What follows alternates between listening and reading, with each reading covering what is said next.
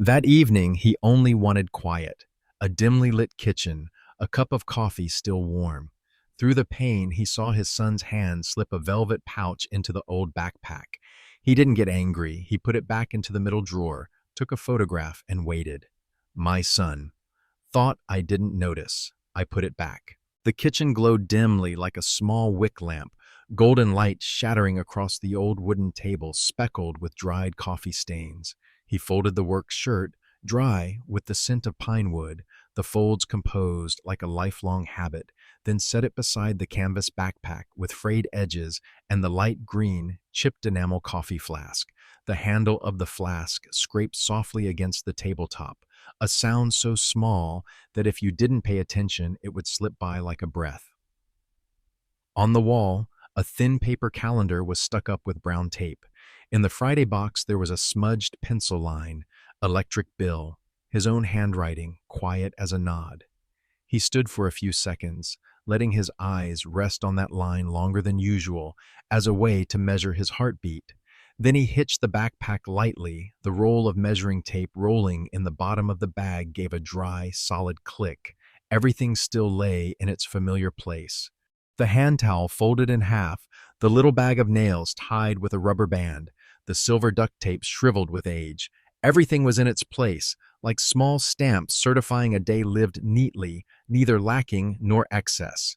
He rinsed the coffee flask with warm water, and as the steam rose, the smell of old enamel mixed with the dry wood scent from the shirt into a layer of fragrance, neither pleasant nor unpleasant, simply the smell of his life. He poured a little boiling water into the flask to scald it, capped it, and set it close to the backpack so they were near each other like two objects needing each other to stand steady. On the shelf, the sugar jar was nearly empty. The stainless steel spoon, leaning against the side, made a tiny sound. He brushed off a few scattered sugar grains, swept them into his palm, dropped them into the trash, then rested the tip of his finger on the edge of the shelf, waiting for the faint sound of the fall, a ritual no one saw but that steadied him. Outside the kitchen window, it was not quite night, not quite day. The treetops in the distance shook their heads very slowly. The house held its silence the way one holds a fragile secret. He was used to that silence. It didn't make him lonely.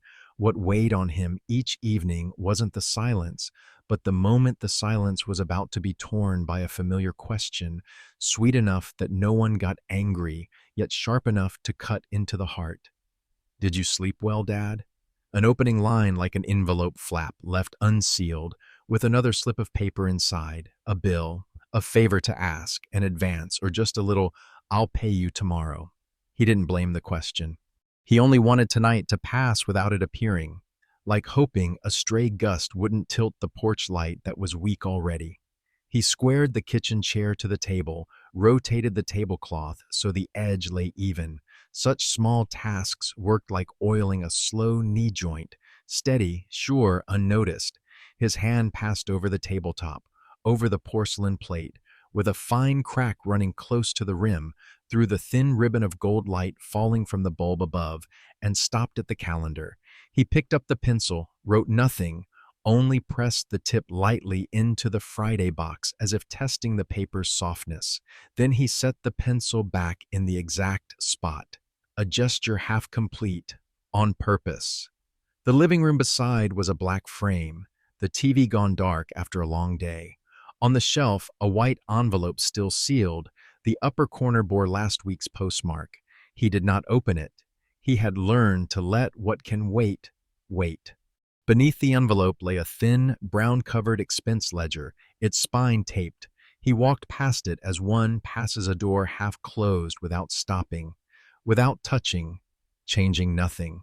Tonight, he only wanted to set down the shirt, arrange the flask, look once more at the calendar, and let the house keep the order it had chosen. He turned on the stove, not to cook, but to hear the even hiss of the small flame. That sound laid a background for every thought to step slowly. On the refrigerator door, a paint-chipped magnet clipped a slip of paper with instructions for calling the town's non-emergency line digits, simple and tidy. He glanced at it without reason, the way one looks at an exit sign on a theater wall before the show. Then he let his eyes drift off the numbers and back to the warm coffee flask, to the pool of golden light on the table, to the neatness just enough for a man to get through tonight without stumbling. The front door closed. The latch made no sound. The wind touched the edge of the doormat and withdrew. He lifted the work shirt from the table, patted it so the wood dust lifted like a fine mist under the kitchen light, then set the shirt back in the original spot, the cuff edge touching the backpack edge in a straight line. He pulled out a chair and sat, laid both hands on the table, the palms thick, rounded with calluses. He exhaled through his nose instead of sighing, as if stepping into an ordinary evening. Inside, a small wish too quiet for anyone to hear. A peaceful dinner, a night that passes whole, no one needing to use a question about his sleep as the underlay for something else. The wall clock ticked one notch. He rose to switch off the stove, leaving in the kitchen the faint sound of current running through the bulb's filament. The light stayed dim, enough to see what should be seen, enough to hide what didn't need a close look yet. Before leaving the kitchen, he reached to adjust the backpack strap a little, a brief light touch like laying a hand on an old friend's shoulder, then turned off the counter light, leaving only a single bulb in the corner above the sink. The kitchen drew itself in. His desire tucked itself in the same way, compact, sealed, asking nothing of anyone, bothering no one. All he needed was for tonight to pass like a small boat quietly cutting the river's surface, leaving no wake, no one calling his name, and reaching the far bank on time. He pulled the chair closer to the counter and opened the darkened wooden drawer in the kitchen corner. The faint scent of old paper and worn pencil rose up. The brown-covered expense ledger lay beneath neatly stacked bills, its corners frayed, its spine taped with silver duct tape. He set the ledger on the table, smoothed the cover flat, then opened to the page in use. Small, even lines: rice, oil, soap, back pain medicine, electricity bill Friday. Among those lines, repeating across previous months, was a phrase he used to write, not large, not small, "Advance for my son." He picked up the pencil. The tip was short, wrapped with a ring of tape so it wouldn't slip in his hand. He leaned so the kitchen light wouldn't cast a shadow, then lowered the pencil point. A thin stroke drawn straight through that phrase, not a mark of anger, a line withdrawing from habit. The strike didn't smudge the page. It simply lay there like a taut thread. He stilled his hand and listened to the kitchen. The fridge breathing evenly, the wind brushing the window, the clock knocking one beat. Everything remained calm. Inside him, a drawer was closed. He flipped a few old pages. May, June, September. Each page had a line, "Advance for my son," sometimes with an arrow pointing to gas, deposit, phone repair. Small numbers gathered into something large, promises accumulated into silence. He sat up straight and tapped the table edge very lightly with the pencil tip once, like driving the last nail into a wooden strip. Then he returned to the current page, drew a faint underline beneath "electricity bill," and stopped. He wrote nothing more. He promised nothing more. Beside the ledger was an old envelope, the corner marked with the word "electricity" in faded blue ink.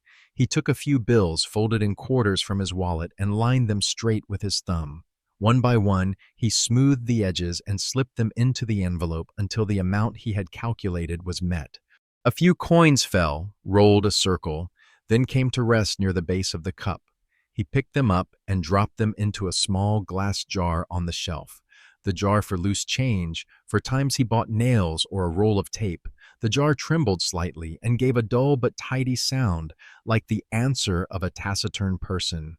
He closed the ledger and used his fingernail to tuck the cover's edge under the rubber band. On the cover, his handprint left a faint gleam of skin oil, then went dull. He opened the drawer and fit the ledger into the exact corner he had measured for it, a finger joint's length set inward, flush with the pencil box, beside the roll of silver tape.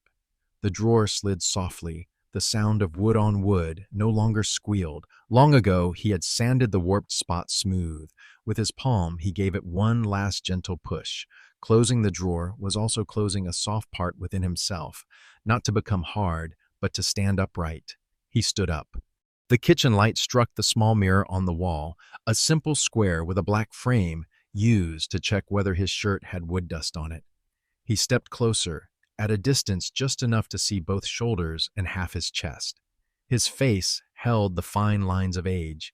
Cheekbones stood out under thin skin, an old nick on his chin from last month's dull razor.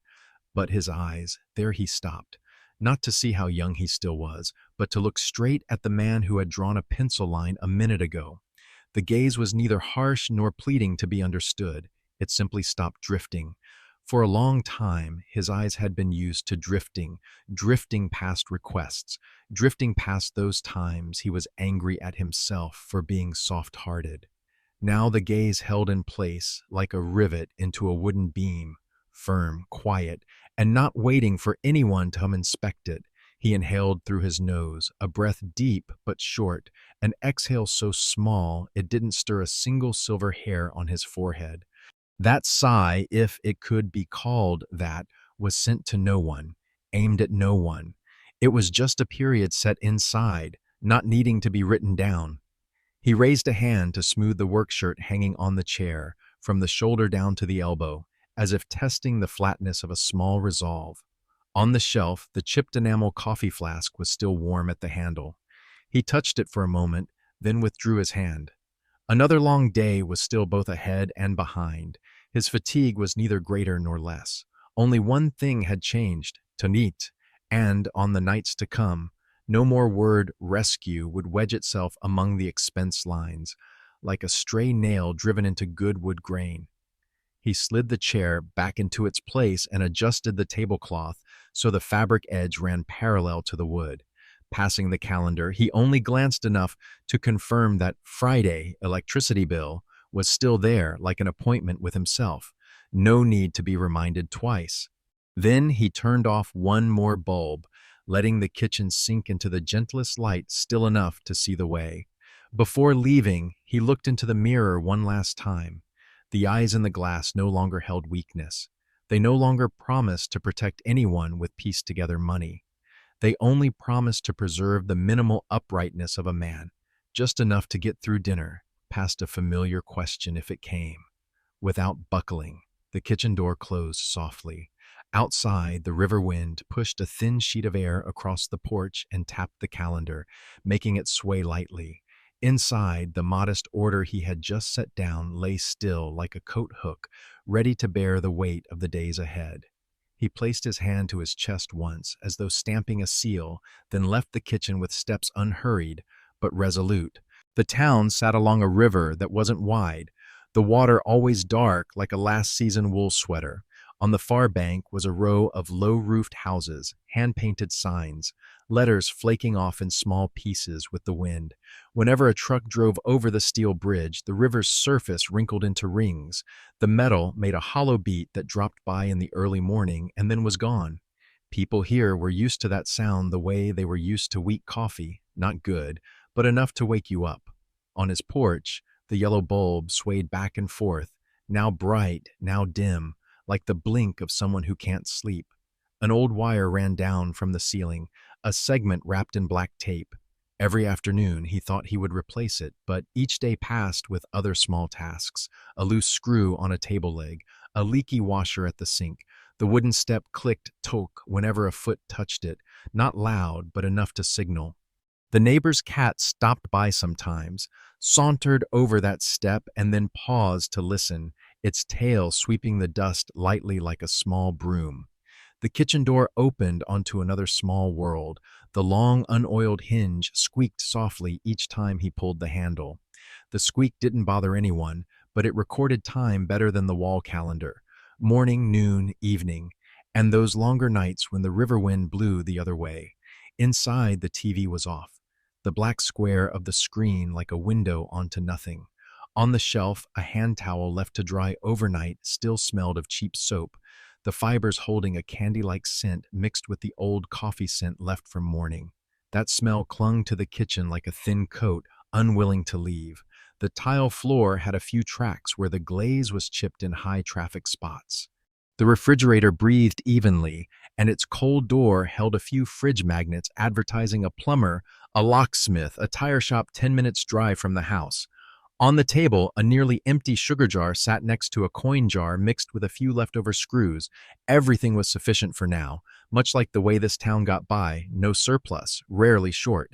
Outside, the old maples lining the town's main path stood like tired sentries. The wind blew through and dry leaves gathered under the park benches, then fanned out again thin as ash. From the yard, if he listened, he could hear the bell at the grocery on Main Street every time someone came in, one thin ting. Next to it was a men's barber shop, the leather on the chairs split at the seams, and a breakfast joint with a sign, "Open from 6." The smell of frying grease wafting out to the intersection, meeting the smell of engine oil from the auto garage to become the town's own scent. The road running parallel to the river had faded white lines, potholes patched over one atop another like an ugly patchwork quilt. At midday sun, the road shimmered as if wet. By late afternoon, river mist drew itself lightly over the backs of the stone benches and the bridge railing. The traffic light at the T intersection was often a beat late for the cars. Drivers knew it well and waited without honking, the patience of places with nothing to hurry for. At the turn onto the old highway, Ruth's gas station cast a pale green fluorescent light, the air compressor droning like an old person snoring softly. Across the river stood a tall roof wooden church, its bell striking the hour with heavy notes that fell onto the water and broke into little waves. Near the bridge was a small jewelry shop, its front glass often fogged by temperature shifts, and on the door there was sometimes an A4 sheet taped up, bold print changing week by week. Inventory in progress, back in 15 minutes. All announcements here were written in an extended present tense. His house sat back from the sidewalk by about half a body's length, the wooden porch just big enough for a folding chair. An old metal mailbox was mounted on a wooden post. Its red paint faded, the lid often stuck so you had to yank hard.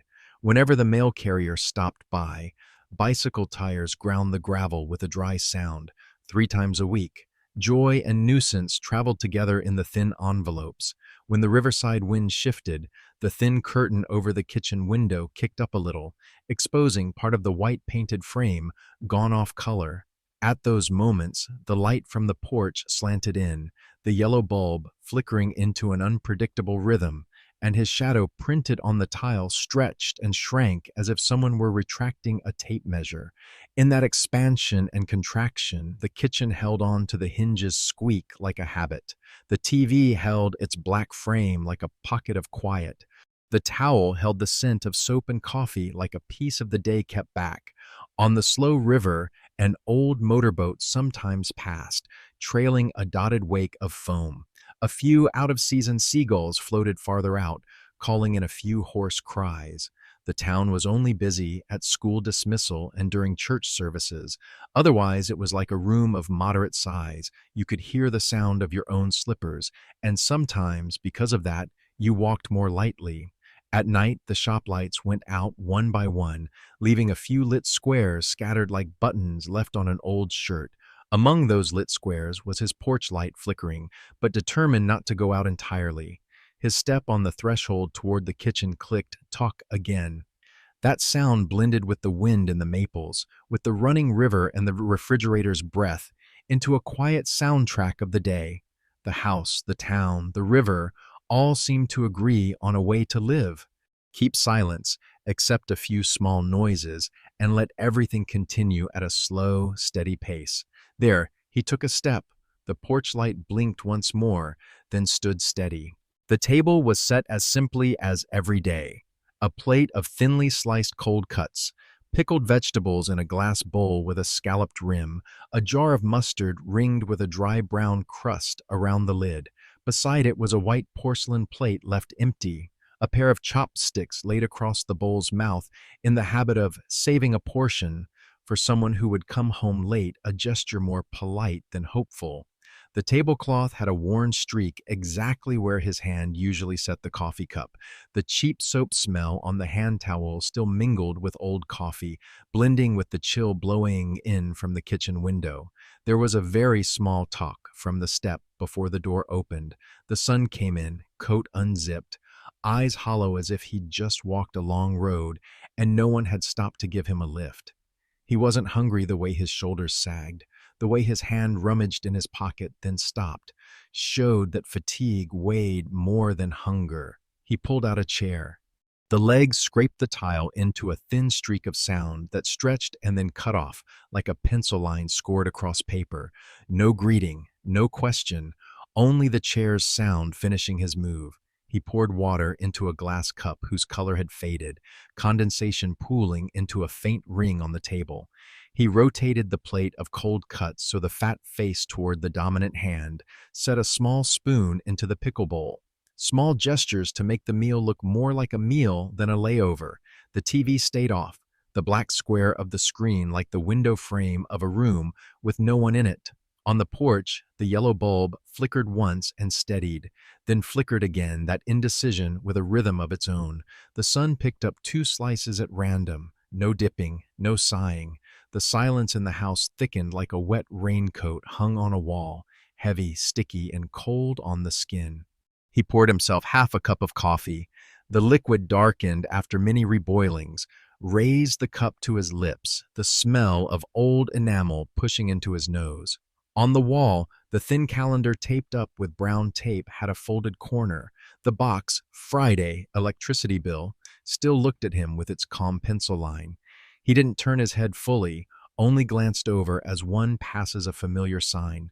The son's phone buzzed once in his pocket. A streak of light flashed under the table's edge and went out. He didn't take it out. On the back of his hand was a new scratch, thin as thread, reddening in time with his pulse. He noted the scratch the way he noted a loose screw on a table leg, logged it in his head, didn't ask. He twisted the mustard jar lightly, wiped the dry ring with a corner of the towel, then set it back neatly where it was. The coin jar on the table quivered when he brushed it by accident. The coins struck each other with a dull, tidy sound, dropping into the dinner like a small period. The empty saved plate was still empty. It lay there like a hollow in the meal, a circular gap. The son glanced at it once, very quickly, then fixed his eyes on the flavorless meat. He moved a few slices of pickles closer to his side, his hand pausing midair for a short beat. Then he let his chopsticks fall onto his own plate, the touch sounding as soft as a spoon nudging the wall of a porcelain cup. The silence didn't dissolve. It only changed posture. The kitchen door hinge squealed when the river wind shifted, flipping the thin curtain inward. Porch light spilled over the curtain's edge, scattering a few glittering dust motes and then snuffing out, leaving the air with the smell of damp metal. He lifted the hand towel. The cheap soap smell escaped like a reminder of hurried washes. He wiped the watermarks on the table in small, even circular motions, the way people do when they don't want to break the house's volume. The sun changed how he sat. The chair legs scraped the tile again. A new streak of sound layered over the old. He took another slice of meat, set it down, and sat staring at some indeterminate point somewhere beyond the TV's black frame. The small veins at his neck rose and fell with the rhythm of dry swallows. He set his cup near the table's edge, the rim printing a pale brown ring, as regular as a stamp. He let his eyes pass over the canvas backpack set beside the leg of his chair, the only object that seemed ready for any day, any hour, whether it was dinner or morning. The zipper was slightly open, the teeth shining in a fine line. He pulled the strap to turn inward, a movement meaningless to anyone but him, keeping order for the things that can be kept in order. Next door, an old man's radio broadcast the weather, a voice lightly scratched by weak signal. The report spoke of shifting winds, rain possibly dropping by at night. The grocery bell on Main Street went ting far away. Someone had just bought more salt or noodles. Those sounds passed the kitchen window and dissolved into the smell of pickles. The dinner stayed within its small frame, enough food, lacking a story. He nudged the salt jar forward a little, drew the pepper back a little, arranging things that weren't heavy but had their places. The sun tapped the rim of his plate lightly with a fingertip, his nail knocking an unconscious beat, his eyes still not fastening onto anything in particular. He thought of the calendar, of the pencil line, of the notebook he had closed in the afternoon. In his head, invisible lines set boundaries, like tape marking a straight edge along a wall. No one heard the sound of those boundaries being set but him. Yet they were present, clear as the ring left by the cooling coffee cup. Outside, a passing car made the window pane tremble, its headlights sweeping a faint band across the wall, skimming over the empty saved plate, and then gone. The sun set his fork down, the metal on porcelain note a tone higher before it cut off. He leaned back in his chair, his fingers interlaced, the knuckles whitening with the grip. He gathered a few crumbs of meat from the table, pushed them into his palm, dropped them neatly into the corner of his own plate. Acts of keeping things clean were things he could do without asking anyone. The meal ended without any ritual. No, I'm done, no decisive scrape of a chair. Only two people, two plates askew, one empty plate still empty. He cleared the bowls and chopsticks as if someone might still come in later, leaving the spoon on the table like a late invitation no one would accept. Outside, the porch light blinked once more, stopped, then blinked again, to its own unpredictable timing. In the kitchen, the silence thick as a wet raincoat kept wrapping the air. It could not be pierced tonight, and perhaps didn't need to be. At the edge of that silence, everything stood waiting, small objects, small habits, small decisions, so that when the moment came, just one very slight movement would be enough to change the position of the truth. He pushed the back door and stepped onto the porch. The river wind threaded through the gaps in the slats, cold and dry. The round charcoal brazier sat in the corner, its iron body mottled with rust. He spread out an old newspaper, crumpled it lightly to loosen it, set a few coals in a ring, the large ones outside, the small ones in the middle. The match snapped with a small swish, like an insect being woken. Flame licked the paper, the orange-red tip eating along the black edges, pale blue smoke curling up into a thin ribbon, leaning toward the kitchen door's glass pane. Through that pane, the kitchen looked like a framed photograph. The wooden table, the sugar jar, the hand towel drooping at the edge, the TV screen black and still.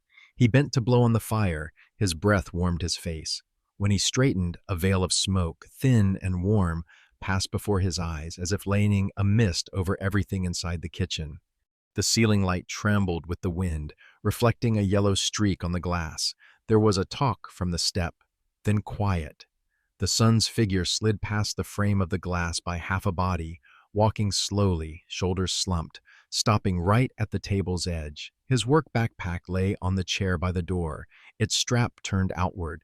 The son looked around, once quick and low, then bent slightly. His right hand slid into his coat pocket and pulled out something small, soft, black, a dark velvet pouch, as deep as the river's bottom under the bridge, slipped from his palm into the backpack's open mouth. He stood still holding the handle of the cardboard fan, but not fanning. From where he stood, the velvet pouch passed through a pool of golden light and then slipped into the darkness inside the fabric bag. For an instant, the pouch's stitched edge caught the light in a very fine silver line, then was gone. Inside, there was a faint touch sound. The velvet pouch tapped the steel tape measure, a dull, very light talk, like a raindrop hitting the lid of an empty tin. The son withdrew his hand, tugged the zipper edge a little to neaten it, the teeth flashing a brief gleam and then going dark. He wiped his hand on the thigh of his jeans in a quick, seemingly unconscious motion, leaving a darker streak where the fabric was still dry. The skin of his hand was lightly rough, with some dust-clinging velvet lint or flecks of paper. He brushed again, his nail rasping the fabric with a soft scritch. No words, no breath. Only the refrigerator in the kitchen breathing evenly, the wind coursing through the porch making the outside light flicker, and the fire in the brazier shifting from orange to pink, popping little sparks. He did not step inside. He did not rap on the glass. He did not turn away either. He let himself become the porch post. Standing straight, taking the wind, looking through a pane already scored with a few faint scratches. From outside, the glass reflected his face, a silvery blur together with the sun's bent figure inside. The two layers overlaid made everything look like a double exposure, one man on the porch and the other in the house, separated by a pane just thick enough to hold silence, just thin enough to see through.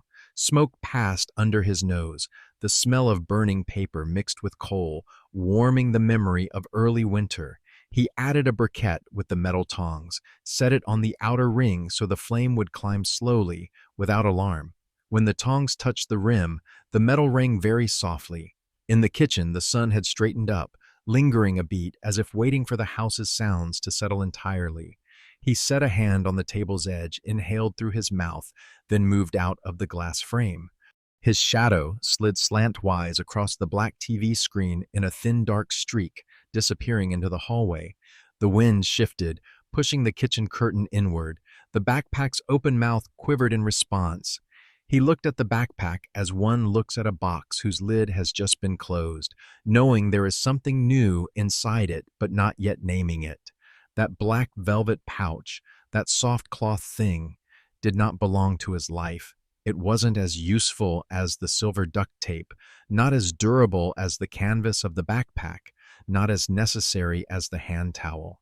That softness lovely, dim, sealed lay beside the scuffed-edge tape measure, beside the rubber-banded box of nails, and it did not sound right with the modest order he trusted. He fanned lightly to let the coals catch evenly, the flame leaping to his rhythm, red like little eyes at the bottom of the brazier. No sentence formed complete in his mind, only images laid side by side. The fine silver line of the velvet piping, the talk of the tape measure, the wipe mark on the jeans, the way the zipper trembled halfway, those things settled inside him like coins dropped into a glass jar, a small clink as they fell, then lying still, but growing in weight. Across the river, the church bell struck the hour, heavy notes falling onto the water and breaking into waves. He heard them as if from very far away. The porch light blinked once and stilled. The coals whitened at the edges. He used the tongs to turn one, placing the burning face downward. His hand did not shake. He still did what hands are supposed to do, while his eyes were recording another ledger, one that did not need a pen.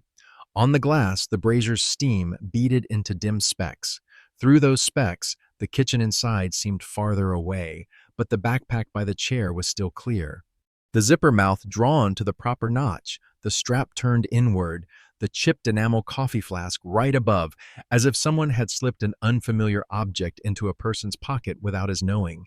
He stood there a while longer, long enough for the coals to take, long enough for the matter to settle, like fine powder at the bottom of a glass of water. When he turned back inside, the door hinge still gave its small squeak as before. He set the tongs neatly into the corner, his hand hesitating half a beat at the latch, the habit he had when he needed to remember something. Then he stepped into the house. There was no, "What were you doing out there?" No, "The wind is cold" explanation. Only footsteps crossing the threshold with its talk, and a man keeping his silence like a tree standing in the wind, witnessing everything without breaking. He stepped into the kitchen, the chill from the porch clinging to his wrists. The room was still warm in the small halo of light over the sink. The canvas backpack lay where he had turned the strap inward, the zipper mouth glinting a thin line under the light. He set 2 fingers on the zipper pull and breathed in. Then he turned on the tap. The water fell in a steady stream, a small hush spreading over everything, over the heartbeat knocking, over any breath that might give him away, over the silence that had just occurred like a thin blanket yet thick enough. He drew the zipper. The teeth meeting made a dry sound, running a short track.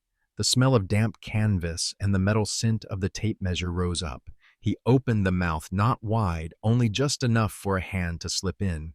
Beneath the hand towel folded in half, beneath the little box of nails tied with a rubber band, beneath the shriveled roll of silver duct tape, the black velvet pouch lay there like a small creature curled in its nest. The nap of the velvet threw back a dim sheen of fine dust. He touched it with the dry tip of his finger and felt the pile turn under the direction of his touch, soft, cold, not belonging to a life of tools. He lifted the pouch just clear of the bottom of the bag. The kitchen light fell into the opening mouth. Inside, a platinum ring flashed a cool white streak like a shard of ice. On the ring clung a small store tag, its corner lightly scuffed with a row of broken digits. That light was unlike any light in the kitchen. Not yellow, not wavering. It stood still, cold and very clean. That cleanliness made his heart dip a beat. Water still ran from the faucet, breaking into little bubbles in the sink and flattening away. Suspicion poured into his chest like cold water brushing the sleeve, spreading fast, noiseless, raising goose flesh for a moment. He did not ask why or when. The kitchen had answered by its order, by the earlier toque of the step, by the white mark on the jeans, by the silver line along the pouch's edge.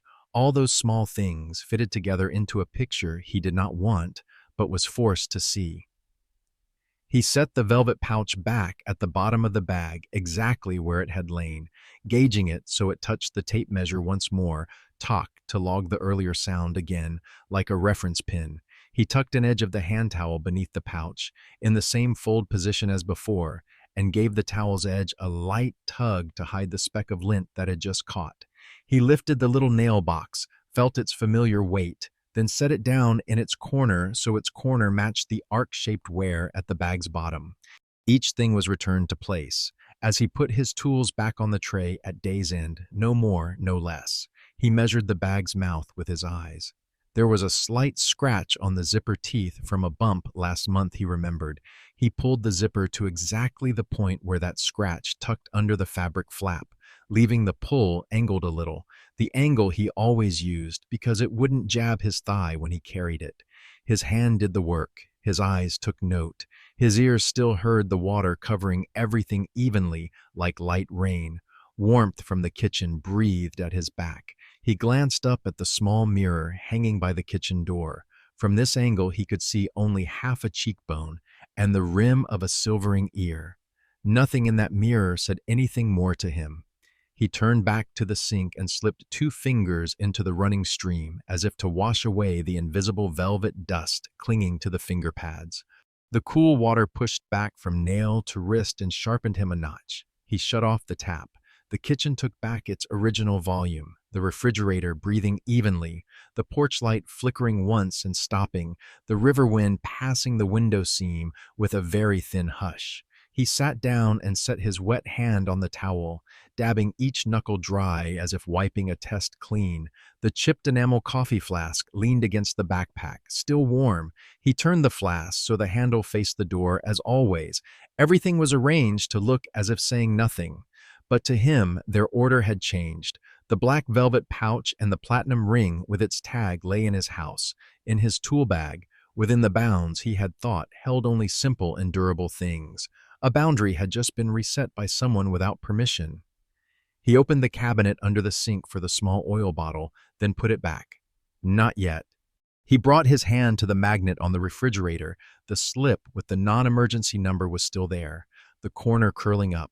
He did not need to read it. The digits already lived in his memory quietly, the way people remember the names of the stars around a roof. He let go, and the magnet made a very small click as it touched the cold steel again. He stood still, hearing his heart draw itself in like a box. Inside that box, a choice was coming near, without footsteps. Either he would let everything drift on under the habit of silence paying, untying knots for them so that this velvet pouch would breed more pouches and other ways of calling, or he would set a new boundary, straight as the pencil line he drew this afternoon. Without any words, he understood. Tonight's silence was no longer standing outside, but drawing a straight line between what I can bear and what I cannot. He set his palm on the mouth of the bag and pressed lightly to flatten the fabric. The zipper pull lay back at its old notch, the strap turned inward. The chipped enamel coffee flask stood leaning like a gentle witness. He smoothed the edge of the tablecloth and folded down a corner that had flipped up. Then he slid the chair back into the scuff mark on the tile, a mark made across many dinners, so the kitchen would look as if no one had slipped a foreign object in here. Before leaving the kitchen, he set his palm on the wooden tabletop for a beat, feeling the grain run under his skin, solid, low, trustworthy. When he lifted his hand, a small resolve went with it, clinging like a thin film of oil. From this minute on, he would speak with order and evidence, not with pleas for pardon. He switched off one more bulb, leaving just enough of a halo. Outside, the river flowed. Inside the house, he was no longer standing on the sidelines. Ruth's gas station sat right at the turn onto the old highway. Pale green fluorescent light spilling onto oil-stained concrete. The river wind slid across the lot, carrying raw gasoline and damp rubber, the breath of a machine long overdue for maintenance. He parked close to the glass doorframe, kept the engine idling softly for warmth, then turned the key off. In the car, the chipped enamel coffee flask leaned against the passenger seat, its body freckled with dark marks from the years. He picked it up and opened the door. The bell on the glass frame chimed a thin ting. Inside, the floor was tiled in square white and gray, blackened wear marks along the familiar path. The industrial coffee maker hummed. Steam rose and beaded like sweat on the plastic lid. On the shelf were plastic-wrapped loaves of bread, a few bags of peanuts, prepaid phone cards, lottery tickets fanned like a hand. Ruth stood behind the counter, a woman a little over 50, gray and black hair pinned neatly, a cash register rubber band around her wrist. Her gaze was as calm as a lake in the early morning. He set the flask on the counter. Ruth handed him a napkin thin, with the smell of fresh paper. She said in an even voice, neither lowered nor forced, warm, "On a cold night, coffee stays hot longer." He nodded, took the napkin, and wiped the rim of the lid with a small motion, like dusting an old picture frame. She asked nothing more. At the corner of the counter was a metal donation box, its glass face scuffed, inside a few crumpled bills and some coins. On top sat a faded color photo of the town library children with open books in their hands. He glanced at it, then looked away. Across the street, through the fogged glass, the jewelry shop appeared like a photograph under a layer of mist. An A4 sheet, taped with brown tape right at the center of the door, read, "Temporarily closed for inventory." Bold, even type, the paper's corners slightly curled by the wind. Inside, the ceiling's yellow lights were off. Only a single security lamp at the middle counter remained. From here, he could see his own reflection overlapping the sign, his face blending into the reversed word inventory on the glass, as if there were two layers to a story, someone standing outside, and a notice speaking to someone within. Ruth tapped the cash register. Tack. The drawer sprang out and slid shut again. A small radio behind the counter carried a report about shifting winds and scattered showers tonight. He opened the flask, heat spread out, touching his face with a gentle warmth. He stood still for a few beats, laid the napkin on the counter, folded it as one folds a small map. By the counter's side was a landline for customers to call if needed, the silver-coiled cord a bit frayed. On the wall behind, sheets with the town's emergency and non-emergency numbers were pinned up, the black lines as straight as a fence. He signaled with his eyes. Ruth gave a slight nod and stepped aside, leaving the space before the phone empty like a threshold. He lifted the receiver. The dial tone at the other end was long, unhurried. He pressed the numbers, the ones he had looked at day after day, on the paper stuck to his refrigerator, his fingertips firm, unshaking. A female operator's voice came on by the book. He waited until he was prompted to leave information. When the beep for recording sounded, he spoke, each word falling like small nails driven into a plank. Name, address, time. Then he paused a beat and lowered his voice, even and flat, like a stovetop already off. "I need a quiet witness." There was no further explanation. He hadn't brought anger here. He had brought only a small decision and a still-hot flask of coffee. In back, the ice maker dropped cubes into the bin with soft clunks. Ruth looked out toward the road, waiting for a car to pass to keep the gusts from slamming the door each time a customer came or went. She didn't glance at the receiver, didn't cut across the conversation happening on some other end of the line. Her not asking was like a mirror imposing no image on the one before it, only returning what was there. He set the receiver down. The plastic touched the cradle with a very soft click. He stood a little longer, his hand resting on the flask lid, feeling what warmth remained. On the counter, the white napkin had softened from the steam. He tucked it neatly into his coat pocket. The motions here, dialing numbers, setting down the receiver, folding a napkin, were all smaller than the words "to accuse," yet steady and orderly, like clearing the way for something about to arrive. Ruth flipped the open-closed sign on the door, straightening it so it wouldn't hang crooked. As he passed, she brushed her hand against a paper cup by the coffee machine, pulling it nearer the heat source, a belated illustration of what she had said. He nodded thanks again, a nod standing in for many other things that didn't need saying. The glass door opened, the bell chimed ting again. The river wind hit his face, the cold making his eyes prickle. He stood beneath the station awning and looked once more at the jewelry shop. The temporarily closed for inventory sign still stood there, straight and still, as if to remind that inside they were counting items too bright to trust. On this side of the road, he was also doing inventory in his own way, the talk of the tape measure, a white mark on denim, a black velvet pouch in a tool bag, a call that had left its trace. Everything lined up like entries in the expense ledger, not to punish but to name things and keep the truth in order. He walked toward the car, the sky slackened into a leaden shade. In the dark window of the shop, his reflection had grown small. He opened the car door, set the coffee flask back in its place, and heard it meet the seat with a soft thunk. When he started the engine, the fuel needle lifted and glowed a modest amber. He drove slowly across the wet roadway. His tires rolled over an oil streak, leaving a brief strip of light that went out. Behind him, the gas station shrank to a single lit square, Ruth to a figure behind the counter again, and the donation box sat still like a small well, waiting for pebbles to fall in at the right time. He got home when the porch had darkened. The yellow bulb at the door blinked once and then stilled. The kitchen door closed softly behind him, the house drawing itself small like a wooden box that knows how to keep sense. He stood before the staircase for a long time, where the paint was worn by the touch of the banister, where the third step always gave a slight talk if you set your foot a bit off. The stairs were like a test. Going up was to plunge into hard questions. Standing still was to let silence arrange its own thickness. He rested his hand lightly on the newel, felt the smoothness of the grain, and let his heartbeat settle to match the refrigerator's even breath. No accusations, no shouting. In this house, things spoken too loudly often broke what was fragile and left. He knew that. He also knew tonight's silence was not running away. It was a way to open another path through the thicket, narrow but straight.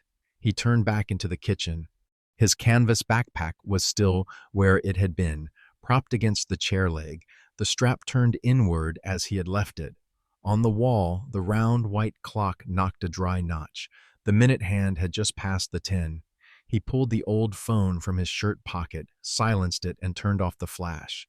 He bent, unzipped the backpack halfway exactly as it would be left when he needed to pull out the hand towel. The faintly scratched zipper teeth slid under his thumb, the reference point he knew. He angled the B so the mouth faced the clock, then stepped back one pace, framing the shot so that the bag opening and the clock face both fit into the phone screen's black rectangle. The kitchen's soft yellow light washed over the frayed canvas edge, over the steel strip of the tape measure, over the clock's squat shadow, flattened on the wall like an upturned tin lid. He pressed the shutter. The artificial click was so small, only he heard it, a tack lesser than the step's sound. He checked quickly. Sharp image, balanced angle, timestamp in the corner. No need for more. He took another from a lower angle to get the bag's mouth, the worn streak in the floor that touched it, and his own shadow stretching into frame, then slipped the phone into his inner pocket. It all happened unhurried, steady, like setting the last screw into its proper slot in a toolbox. He zipped the bag shut to its old notch, the pull angled a little so it wouldn't jab his thigh, a habit he didn't change. 2 fingers slid up the fabric, smoothing a meaningless bulge, then paused on the handle as if to take roll. He looked up at the clock again. The minute hand kept moving, knowing nothing of having just been used as a witness. The clock hand's indifference calmed him. Time here didn't take sides. It only passed and recorded. He stood still. An idea struck in his head like a match drawn slowly. Put it back in the right place. Those 4 words stood straight, unadorned, with no added exclamation point. Put back didn't mean push away. Right place wasn't anywhere convenient. The right place was where a thing belongs, where a word must stand, where the matter is called by its true name. even when that chills the skin like well water drawn at night. He understood what he would do in small, sure order, by hand, by evidence, with one kept steady breath. Riverwind slapped past the kitchen window seam, making the thin curtain billow for a beat. On the table, the rim of a cooled coffee cup left a pale brown circle, like a stamp on the papers he knew so well. He dabbed the little water ring beside it with the towel's edge, not for cleanliness, but for order. Before touching heavier tasks, he wanted the plains around him to be still. He walked back to the foot of the stairs. The first step, the second he didn't climb. He just set his hand on the rail and withdrew it, like a carpenter measuring the board before sawing.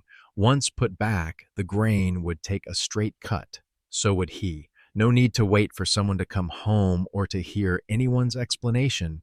Tonight, the truth would be arranged by his hands, lightly and without noise, so that when needed, others, those in uniforms with badges, a store manager, or simply the face of the wall clock, could see it.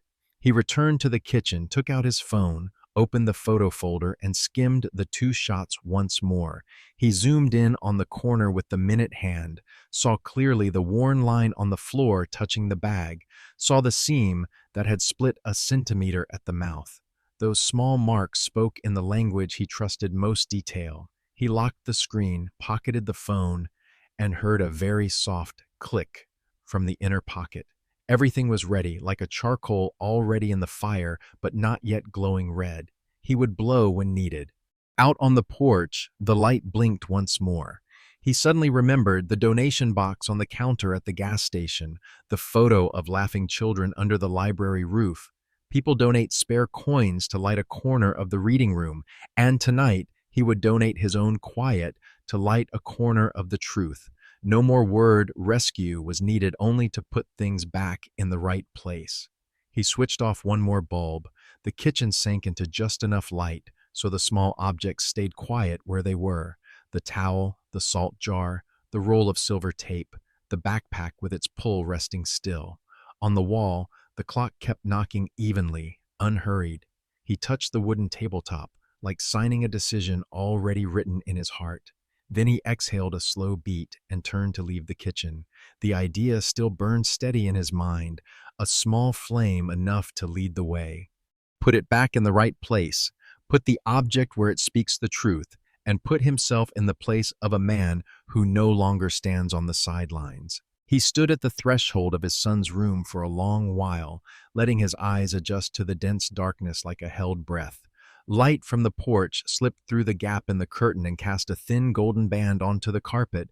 The room was as it always was when he passed by, the smell of cheap detergent mixed with the young sweat still lingering on workout shirts. A fine film of dust settled on the ceiling fan that wasn't turning, a baseball cap hanging askew from the drawer knob. On the chair, a pair of jeans was draped carelessly, the knee pale from rubbing the pair he'd had on this evening. He stepped in, his heel avoiding the familiar spot in the floorboards that clicked talk. He didn't turn on the light. He borrowed the hallway's glow so everything would stay where it belonged. The middle drawer was in the low wooden dresser by the bed. The drawer for socks and t-shirts folded into squares. The old, glossy hand smudge on the pull was exactly where he set his finger. He pulled it halfway. The wooden runner gave a very thin sound, like someone keeping words in their mouth. Inside, socks were rolled in pairs, pairs gone odd, and a few singles unable to find a mate. T-shirts stacked in haste, their folds wrinkled crosswise like a river's surface under wind. He laid his hand on the top layer, a gray cotton t-shirt worn thin, the collar sagged by a fraction. His hand paused there, feeling the softness from many washings. Then he folded back half a fold, just enough to make a small, hollow clean, unshowy. From his coat pocket, he took out the black velvet pouch. The nap caught a dim light, making it look like a small piece of night lying in his palm. He parted its mouth. The cold metallic smell, not yet a fragrance, mixed into the air. The platinum ring lay still inside, its light not yellow like the porch lamp, not warm like coffee, but clear and cool, like a thin sheet of ice. A fragment of the shop tag still clung to it, the paper corner scored with a silver scratch. He didn't count carats, didn't look for a logo, didn't weigh it. He only lifted it with 2 fingers, a light motion like picking up a coin that dropped to the floor. The cold band touched skin and ran a line of tingling. He set the ring into the little hollow of fabric he had just folded, lying flat, level with the everyday folds of this room. He tugged another t-shirt over it, laying it lightly like a liner to keep it from scratching. Not hidden, not displayed, only placed where, when the drawer opened, the object would speak for itself, that it belonged to this drawer and not the bottom of a wood-scented backpack. He held the empty velvet pouch in his hand for a beat, weighing it. Then he slipped it down along the drawer's edge, tight against the wood, where soft, nameless things were usually tucked. An old hair tie, a pin cap, a faded baseball ticket. One more soft thing wouldn't upset that fragile order. He left no note, left no pin mark, offered no declaration by way of arrows or underlines. This room had never been good at reading manifestos. It understood things put in their places. He smoothed the top shirt flat, pressing down the slight bulge until it was level like a surface of water. His finger passed over a loose thread at the hem, paused long enough to feel the fine roughness, then moved on. In the corner of the drawer, a single sock was hiding. He did not pair it up. Tonight, any kindness would be used only to arrange the truth. When he pushed the drawer in, he aligned the wood edge flush with the frame, where a bright scratch line had long marked the path of hurried pulls. The drawer closed with a small click, like the press of a seal and like a delayed answer. He kept his hand on the dresser top for a second, feeling the grain run crosswise under his fingertips, solid and cool. On top, the digital alarm clock showed 10:27. Its red light weak from a dying battery, the numbers quiet and honest. He let his eyes go around the room, the chair, the clothes, the window, the posters on the wall with curling edges. Things passed his gaze like the table of contents of a ledger, not judged, only named. The absurdity of the evening, a black velvet pouch in a tool bag, was answered by a very small, straight act. No trap. People fear traps only when deceit lives in their hands. He had none of that. He had the folds of t-shirts, the position of the middle drawer, the click at the proper notch. That was enough. He backed out, his heels still avoiding the creaky board. Before leaving, he tugged the curtain slightly so the porch's gold wouldn't fall straight onto the bed. The room should sleep quietly, like its owner who was more tired than hungry. At the threshold, he looked once more, not to check but to record in memory. The closed drawer, the flat dresser top, the cap's shadow quiet on the wall. A truth had been set down without a sound, lying among socks and t-shirts like an old coin in a school desk, and when someone opened it, it would ring its own ting. He closed the door with a hand that knew how to measure force. The latch made no sound. The hallway took him back, with the smell of the house's dry wood. Below, the kitchen kept its just enough light, like the river's surface at night. He set his hand on the stair rail for a beat and let go, feeling the joints inside his palm line up neatly like small letters in an expense ledger. Put in the right place, the old idea repeated, unadorned. Behind the door he had just closed, the ring lay still like an answer already written.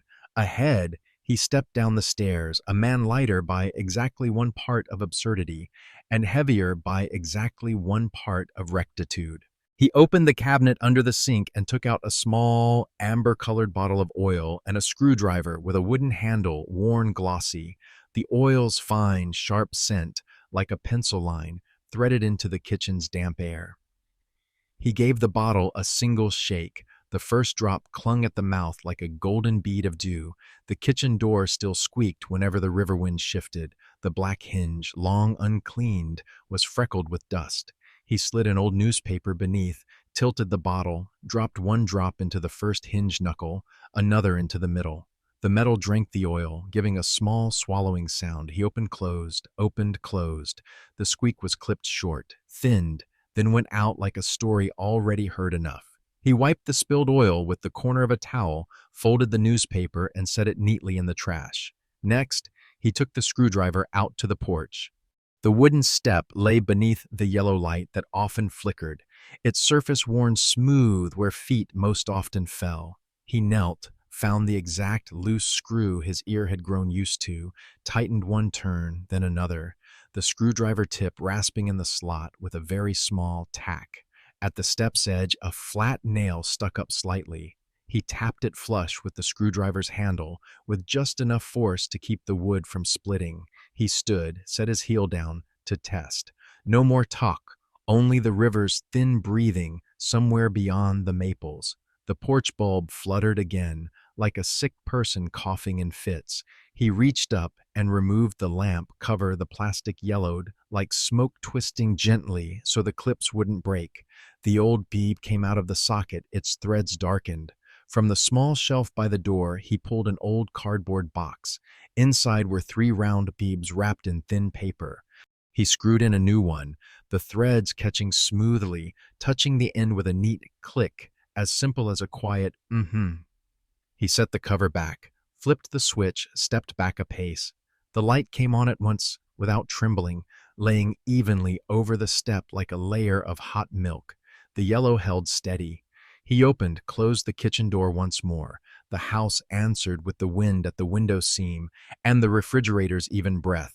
The familiar sounds were no longer interrupted by squeaks or tokes. The path from the porch into the kitchen had become smooth, like a line of handwriting, straightened after a ruler is laid. He put the screwdriver back in its old slot, pushed the oil bottle tight into the corner so it wouldn't tip, then rinsed his hands under warm water. The oil slipped from his fingers, leaving a clean metallic scent like that of a new morning. On the table, a few crumbs from dinner still ringed the plate. He cupped them into a small pile with his palm, swept them into the other hand, and tipped them into the trash. A compact, gentle motion, like putting away an unspoken sigh. He smoothed the cloth, turned the salt and pepper jars to face the same way, slid the chair into the old scuff mark on the tile. The small things obeyed his hand, each to its place, like a formation called back to position by name. The chipped enamel coffee flask was still warm to the touch. He poured a cup. The dark liquid streamed in a thin ribbon, blooming a faint veil of steam. The cup left a pale brown ring when he set it down. He drew it a little closer to his seat so its warmth could hold the old wooden tabletop. The coffee scent slipped into the smell of fresh oil and the cheap soap on the towel, making an air both practical and gentle, like the low voices of people who have lived alone a long time. He pricked his ears to hear the house on a test run after its maintenance. The kitchen door opened without a sound. The step took a heel without complaint. The porch light stood steady, like a promise needing no words. He pictured a straight line from the porch into the kitchen, past the backpack leaning at the chair leg, along the hall, brushing the cabinet door in his son's room, a route without obstacles. There was no sign posted, yet anyone who came in would know where to stop, where to look. The kindness of the old in the end was only this, clearing the way so what is right can walk in by itself. No jostling, no need to shout. He lifted the cup and took a small sip. The coffee wasn't good reboiled, its bitterness lingering, but it was within his means. Its warmth touched the root of his tongue like the hand of an old friend. He set the cup down and turned the handle to the right, the habit unchanged. His eyes touched on the newly restored quiet things. The backpack's zipper pull resting at the proper notch, the curtain no longer puffing with seeping wind, the calendar on the wall no longer quivering under a flickering porch light. That calm didn't brag. It stood like a stage floor before the curtain rises. He went out to the porch once more and tested the step. The wood made no sound underfoot but the faint scuff of his sole. Light lay across the backs of his hands, showing a few sparse silver hairs. He stood in the band of light and listened to the river far off. Then he went back in, closed the door with the old familiar gesture, the palm touching wood, the feel of straight grain beneath the skin. The hinge moved smooth as new. In the kitchen, he pulled out a chair and sat. On the table, the cup's brown ring made a regular circle, like a stamp legalizing the evening. He set both hands around the cup, keeping the warmth from running off too quickly. On the refrigerator, the slip with the non-emergency number still sat under the magnet, its corner no longer trembling. On the wall, the minute hand ticked one notch more, announcing nothing but continuation. He looked through the doorway into the hall, a line straight, clean, enough lit. Everything was just enough. Enough light to see, enough quiet to hear, enough smoothness that someone or something could come straight in without tripping. He took another sip.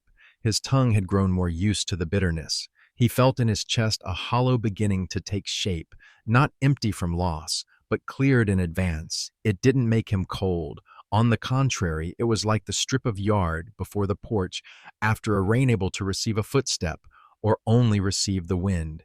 He did not name what was coming. He only repaired the part that was his, set the small things to rights, kept the coffee warm enough, and let the house stand still in a decent order. Out there, the yellow porch light no longer flickered. The step no longer sounded. Inside, the refrigerator went on breathing, steady. He set his hand on the tabletop as if signing a short invisible word. Enough. Then he sat still, unhurried, letting the smoothed silence spread through the room like a thin, clean rug, laid out for the truth, if it wished, to step in. The first knock was short, like a test signal. The second was firmer. He set the coffee cup down and stood up. The porch light, just replaced, poured a neat band of gold onto the wooden floor. When he slid the latch, the red-blue light from the street bled into diagonal streaks across the wall, like watercolor washed over an old photograph. Outside, two people in heavy jackets, reflective strips catching the light, stood a half-step offset from each other. A radio on one shoulder murmured scraps of static. A short question, an even voice by the book. A card held out, a printed sheet with boxes, with a signature at the bottom. He looked in turn, from their eyes to the lines of text, then nodded. The nod was crisp, like the click of a receiver set back on its cradle. He stepped back, angling his body so they could pass over the threshold that no longer sounded tonight. The kitchen door opened without a squeak. Everything in the house moved to a quiet order, as if the house itself had been told to keep calm. Do you consent to a search? Another question, short. He nodded again. His hand indicated the canvas backpack leaning against the chair leg, the zipper pull resting at its familiar notch. The younger one, wearing thin gloves, bent down. The zipper teeth parted with a sound like a dull blade drawn over a cord. Inside, the hand towel folded double, the box of nails bound with a rubber band, the roll of silver tape, the darkened wire cutters, the scuffed edge steel tape measure, the short pencil wrapped in tape things with no story beyond their use. The older one tilted a flashlight, swept a white band of light over the items, then switched it off. No velvet pouch, no strange soft thing, only the smell of damp canvas and old metal. They looked at the backpack a beat longer than necessary, as if waiting for a detail to leap out. Nothing leaped out. Their eyes moved from the bottom of the bag to the zipper edge, from the zipper edge to the tabletop, and then to his hands. There, confusion appeared like a new crease. He kept his hands loose at his sides, his palms still carrying the fine scent of hinge oil. Warm coffee breath still hung in the kitchen, mixed with the cheap soap smell of the towel. The minute hand on the wall clock ticked over a dry notch. The radio on their shoulder changed frequency, bursting into a speck of static and then sealing again. On the floor, the old scuff beneath the chair leg aligned exactly with where the chair now stood. A small order strangers rarely notice, but tonight it showed clear. The younger one hesitated over half a word, then closed his mouth. The other took another sheet from his breast pocket. Boldface, bullet points, and laid it beside the salt jar. The lines rights, consent, no coercion, sat in a straight row like steps leading to a door already open. He ran his eyes over it quickly, not looking for loopholes, only confirming the words stood where they should. He nodded once more. A ballpoint was offered. He signed strokes, as steady as the pencil lines in his expense ledger. There was no sweat on his forehead, only the sense of a task being carried out properly. The younger one folded the papers and slid them into a plastic sleeve. He looked at the backpack once more, then at him. In that look was an unspoken question. If not here, then where? He did not answer with words. His eyes slid toward the stairs, stopping precisely at the banister where the paint was worn by years, a pause as light as a carpenter laying a straight edge on a board's edge. The older man caught that trajectory and looked up in turn. His eyelids moved once, as if to say, "Understood." Out by the lane, Ruth stood tucked against the fence line, hands around a paper cup. The heat rising from the cup's mouth made a thin strip before her face, vanishing quickly in the cold. Her shadow cut across a sweep of headlights, throwing a long triangle on the gravel. She did not step in, and she did not turn away. She stood in the place most common to those ready to witness, near enough to see, far enough not to intrude. Inside, a fresh pair of gloves was pulled out. "We will," the older one said, and stopped again as if weighing the size of the words. He tilted his head, his hand opening slightly, like a door. The path through the house had been cleared, the hinges quiet, the step calm, the porch light steady. They moved along that queue, their shoes making no sound, as if afraid of jostling, the order just set up. The younger one bent to close the backpack, drew the zipper back to its proper notch. He set it once more against the chair leg, tapped the zipper pull so it lay at a slight angle, unconscious, but exactly matching the homeowner's habit. The kitchen light washed the dark corners clean, leaving the ordinary things standing in their right places. The towel, the salt jar, the coin jar, the chipped enamel coffee flask. Nothing begged, nothing hid. They exchanged a final glance, then turned toward the foot of the stairs. He followed a step behind, far enough not to seem to lead the way, but near enough that, if the third step spoke, he would set his heel on the quiet spot he knew. Before leaving the kitchen, he glanced toward the door. The yellow porch light held steady, and beyond the fence, Ruth still cradled her cup, her face inclined like someone listening to the night. The house drew a long breath without making a sound. The short questions had been asked. The papers had been set down. The backpack had told its story with old tools. The remaining order would speak the rest, and they, the ones who had come, were ready to listen. The stairs creaked on the first step. The second then fell silent when the one ahead, unconsciously, set his heel on the spot that makes no sound. The upstairs hallway kept the smell of dry wood and laundry powder, the yellow bulb pouring a thin strip along the base of the wall. The bedroom door was ajar. The older man asked with his eyes by a slight tilt of the head. He answered by touching a fingertip to the door jamb, as if marking a dividing line. The hinge opened without a squeak. No one spoke. The middle drawer in the low wooden dresser, the drawer for socks and t-shirts. Nylon glove against fabric made a very small swish. The gloved hand set itself on the glossy dark spot worn by habit, pulled the drawer out halfway. The smell of cheap detergent and old fibers rose up. On top lay a gray cotton t-shirt worn thin, its fold flat as still water. The younger man lifted the edge of the shirt. A neat hollow showed, clean as a clear sentence. There, the black velvet pouch lay quiet, a small piece of night among neutral tones. A flashlight blinked on for a second, sweeping white across the velvet so the nap stood up like moss. The pouch was opened by a fingernail pressed lightly along the stitching, unhurried, unshowy. The platinum ring slid out of the fabric, its light cold and still, a scrap of the shop tag still clinging, corner scored. A clear evidence bag was drawn out, its red zip like an underline beneath a line of text. The ring dropped into the bag and touched bottom with a very soft sound, like a glass bead rolling over stoneware. The zip mouth was sealed, a finger smoothing from left to right till shut, a fine rip like drawing a thread. The older man opened a small notebook, wrote a few words, set the time. The younger one pushed the drawer in, aligning the wood edge flush with the frame. The drawer made a just right click at the proper notch. The room exhaled a thin breath. On the dresser, the digital alarm clock flipped to 10:41, its weak red glow breathing slow. Everything stayed where it belonged. Only the ring had left the room by a clear procedure. They turned back into the hall.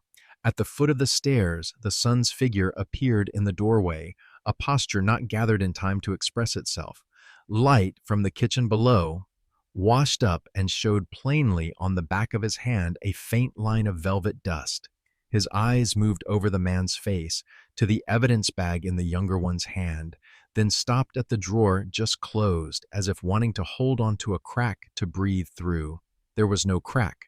The shoulder radio clicked to another channel and dropped into quiet. A very small flick of the wrist, the habit of someone who has done this many times, and the handcuffs appeared like a pair of spoons laid on a table. Metal touched the young wrist. The first tack was dry. The second tick, tighter, small as a spoon touching the wall of a porcelain cup. Small, but final. In the brief space between the two sounds, he could hear clearly the minute hand in the kitchen below strike a mark, and the breath of old coffee still eddying somewhere near the stairs. The son looked up.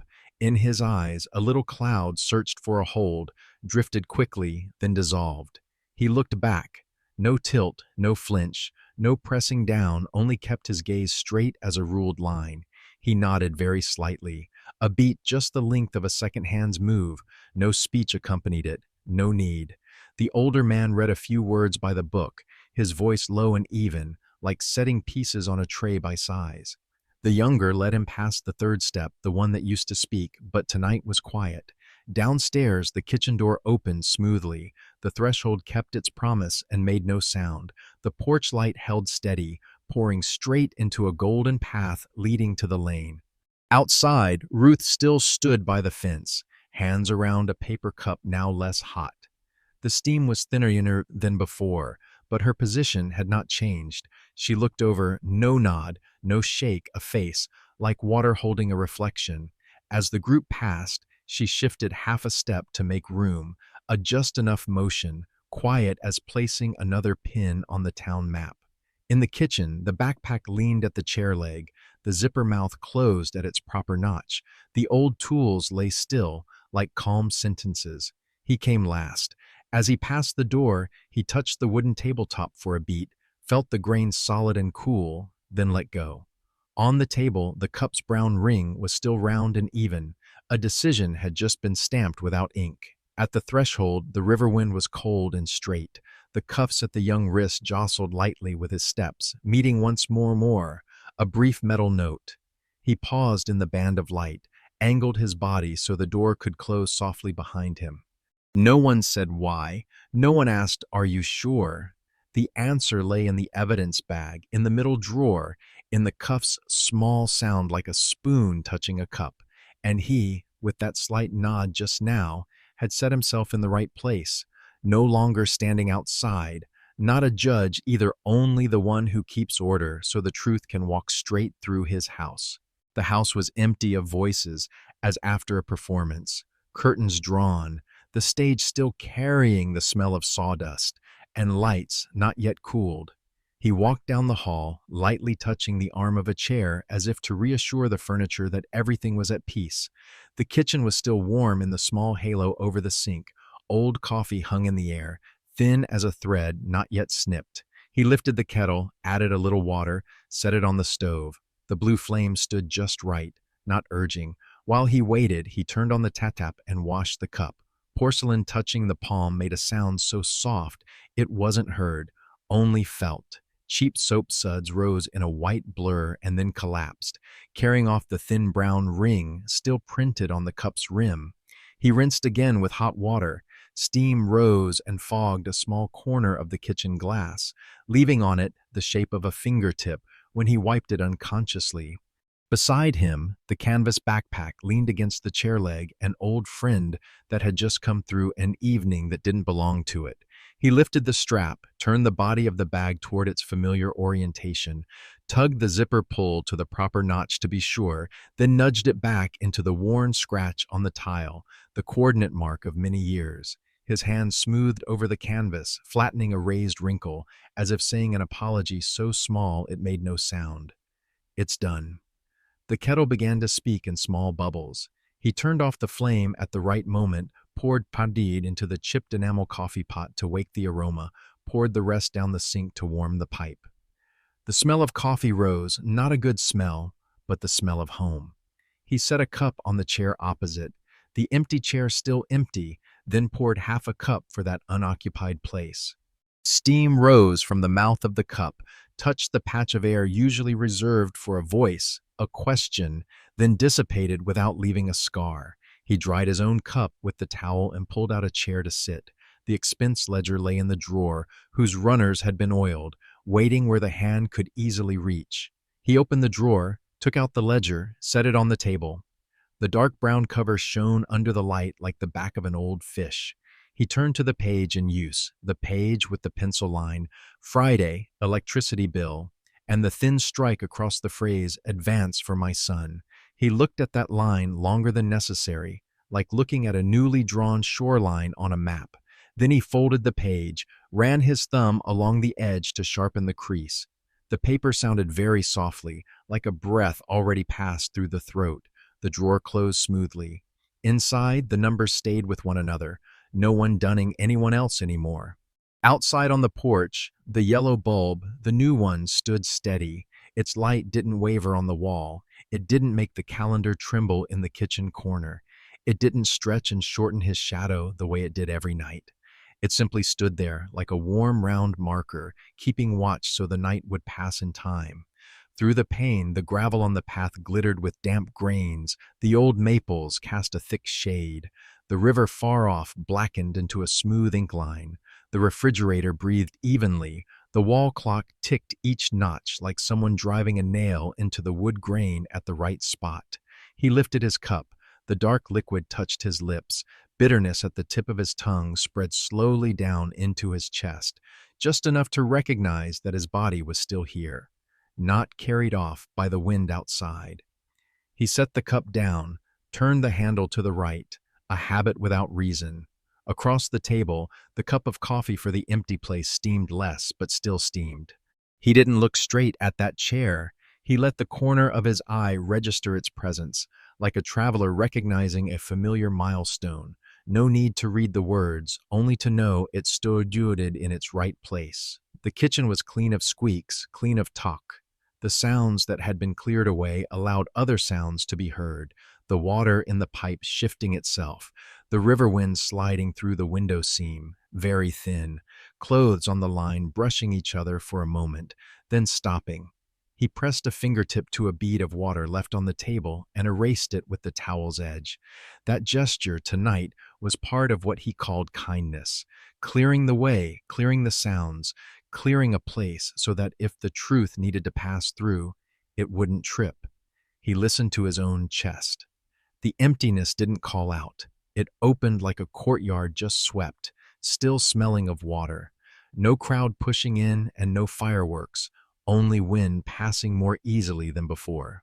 Behind his breastbone, a long loose string was drawn one notch tighter, not biting, only less slack. He didn't call it win or lose. He only noted, tonight the house stood straighter, and he sat with a straighter back. The minute hand jumped another mark. He looked at the clock, not to count, only to confirm whether midnight was on this side or the other. The porch light still stood steady, like a witness without a voice. He gathered the day's leftover thoughts the way he gathered crumbs, hands cupped, tipped neatly into a corner, then palms dusted clean. On the chair opposite, the cup of coffee for the empty place kept letting its warmth dissolve into the room, a warmth no one drank but that wasn't wasted either. When he turned down the lights, he left the glow over the sink and the porch's yellow halo outside the door. He touched the backpack strap lightly before leaving the kitchen, the feel of old canvas becoming a kind of signature without ink. At the threshold, he looked back at the table, two cups set opposite, separated by a distance equal to the width of an apology no longer needed to be said. Then he walked slowly toward the hall. The house followed him with an even breath. The night was still long, but no longer had strange winds, and on the porch, the yellow light stayed steady past midnight, keeping watch over an empty seat he had politely invited to sit down. Morning arrived with a pale light like diluted milk. He stopped by the gas station at the turn. The concrete was still damp with the night's water, the smell of raw gasoline mixed with warming rubber under the early sun. The doorbell chimed a thin ting. Ruth was already behind the counter, her wrist still wrapped with the cash register rubber band. The metal donation box sat still in the corner, its scuffed plexiglass face dimly reflecting the photo of the children in the library, reading room's small hands hugging books, mouths wide with smiles on a rainless day. He took from his shirt pocket a brown envelope with no name. The paper was thick enough to hold its shape, thin enough for the hand to feel the flatness of what was inside. He slid the envelope through the slot, heard it glide along the plexiglass edge and touch bottom a soft swish, ending with a faint thock, like a pebble falling into a deep well. No note, no explanatory arrow. The slot closed again, lying still like the mouth of a fish sated with water. Ruth looked at him, her gaze as calm as the day she handed over the napkin. She tilted the paper cup a little closer to the heat. A white steam rose and twisted into the fluorescent light. He nodded very slightly. No one said anything. The glass door opened, the bell tinged again, making room for the river wind to come in and slip out, carrying the smell of a new day. He walked along the riverbank. The water, dark and slick, drew a thin band of light under the steel bridge as the sun rose another fraction. The wind blew lightly, not enough to make the maple leaves sound, only enough to push the damp smell of grass into his collar. On the stone bench, a trace of dew remained. The morning's first truck crossed the bridge. The steel span bowed for a short beat and then gave the river its flat surface back. The church bell on the far bank struck the hour. The sound fell onto the water and broke into small circles that spread and disappeared. The phone in his pocket was silent. No messages, no apology, no green dot blinking to show someone was typing. He felt his shirt pocket grow lighter in a courteous kind of lightness, no longer pulled by an invisible string. His steps, therefore, were lighter but unhurried. He walked slowly, back straight like someone carrying on his shoulder a board already planed smooth. At each patch of layered road he resisted the instinct to pound his heel. At each ridge of jagged gravel he set his foot down softly. His body relearned its way of walking, not for anyone to see, but so he himself could believe. Shops on Main switched on their lights one by one. The frying grease smell of the breakfast place met the new paper smell of the grocery and became a scent found only in even-tempered towns. He passed the red metal mailbox by his entry, the lid habitually stuck, but this morning he did not open it. On the porch, the new bulb stood steady, its yellow laying evenly over the wood. No flicker, no distraction, not pushing his shadow long or short at the wind's whim. The steps stopped complaining. The way home was like a sentence that had shed its extra words. In the kitchen, he set the chipped enamel coffee flask on the table, poured a cup warm enough for a morning that didn't need to say much.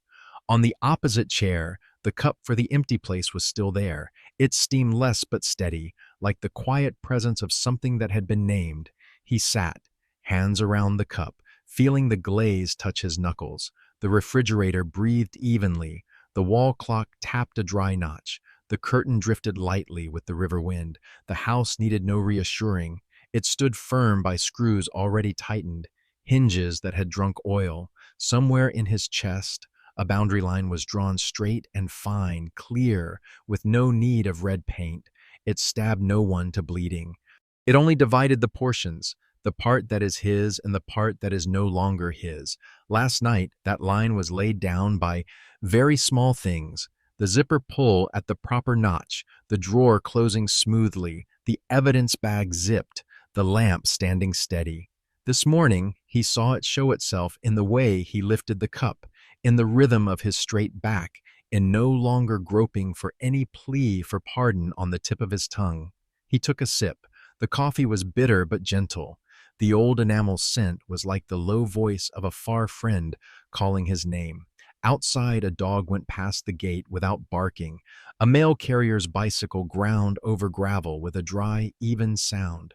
Everything moved to the town's slow but steady rhythm. There was no applause for this kind of release.